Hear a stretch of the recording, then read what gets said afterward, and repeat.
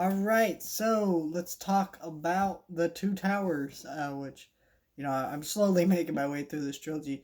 Um, I think that the why it takes me so long to watch the Lord of the Rings trilogy every time I do binge watch is not what you think it would be, which is the length of these movies. It's more so that as soon as I watch the first one, I want to jump into Two Towers, and I do that, but I'm also really pissed off that Boromir dies because he's my favorite character. And then the second, which you think would make it harder for me to watch the Two Towers, but it actually makes it easier for me to watch the Two Towers because I know we're gonna see more of Boromir in the sense that there's a lot of flashbacks in this movie and stuff.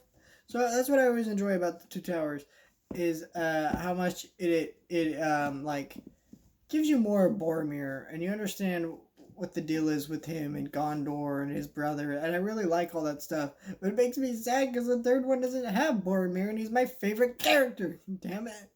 And it's so that's always funny to me. It's just like I want more Boromir. Damn it! Can we get a whole Boromir movie or show?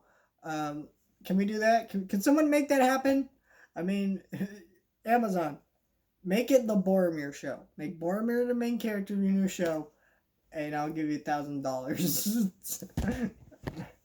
um, Send this video to Amazon. Make it happen, guys. I need my Boromir TV show. Nah, I'm kidding, but yeah, I do really love Boromir. It's my favorite character. This movie suffers because this is the worst of the trilogy. Now, worst does not necessarily mean bad here. All these movies are great, and you should see all three, of course. They're some of the greatest films ever made. But the issue is that this is very much a middle chapter, and a lot of Frodo and Sam's traveling is not very long in this movie.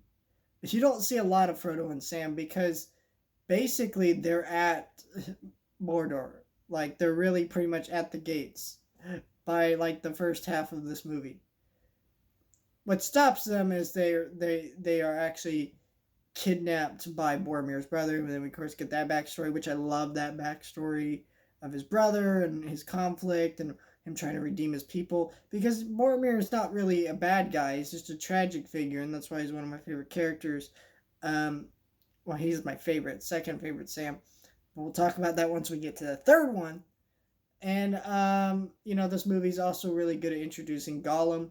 And the thing about Gollum is like he's a very sympathetic character because you can tell he's messed up. Like he's you know the ring destroyed his mind, and but he's also untrustworthy. You feel bad for him, but he's also untrustworthy. It makes you really conflicted in this character, which I really like. Very tragic character. I really enjoy that. But where this movie, like I said, where this movie suffers is being a middle chapter because you don't see a lot of the main characters, which is Frodo and Sam. And so, in the second movie, you get a really good balance of Frodo and Sam, or in the third one, in the first one, you get a good balance of all the main characters. The first one does a great job at setting up the story. The second one does a good job at fleshing out some of the side characters like Aragorn and his love, which is a great side story in this movie.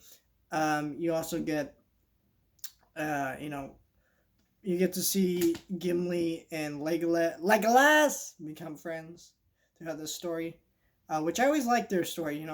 Two people overcoming pride and prejudice of each other's race. That was always fun. And then you get to, and then you get to deal with that, and then you get to deal with there's that, and you get to see more of Boromir's backstory. You get to really see more of these characters, and seeing that battle come in. Some good action scenes and stuff. It's just again, it doesn't have the same balance that the third one has of balancing our main characters Frodo and Sam with our side characters. But it's still a really good movie. It's just it's not hurt majorly. Like it's still 10 out. It's still like pretty much a 9 out of 10 movie. The other two are just like 10 out of 10s. So not hurt too much. I do really like how it's all put together. I don't know, it's such a great it's such a great story of these movies. They're just excellent stories. But yeah, I don't know. I really love Two Towers. So I'll probably reveal the Return of the King in like a week or so. I honestly am very busy with work for the next couple days, so I'll probably get to it when I can get to it. But I'm hoping to get to it soon. I started it and I was just like, I'm too tired. I can't watch Return of the King right now. You don't want to watch these movies when you're tired because they will put you to sleep. Because it's a lot of talking. Yeah, there's action and all that, but it is a lot of talking. And then there's a lot of dialogue like, "You cannot destroy the ring, Gimli, son of Groin. The ring cannot be destroyed by any magic that we here possess." It's like that kind of dialogue that you're like, yeah, I get it's fantasy, but like no human talks like this.